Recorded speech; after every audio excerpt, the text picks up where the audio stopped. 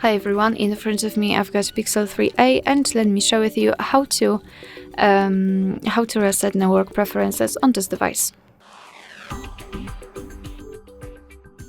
So let's start with opening the settings, and here we have to scroll down to the very bottom to find the system.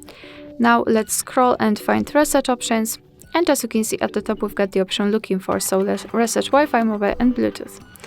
Let's tap on reset settings, confirm everything with the pattern or any kind of screen lock if you've got one. And here we've got the information that you be aware because you cannot undo this action. So tap on reset settings if you're ready.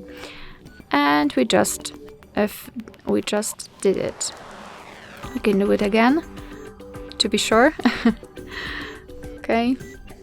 And yes.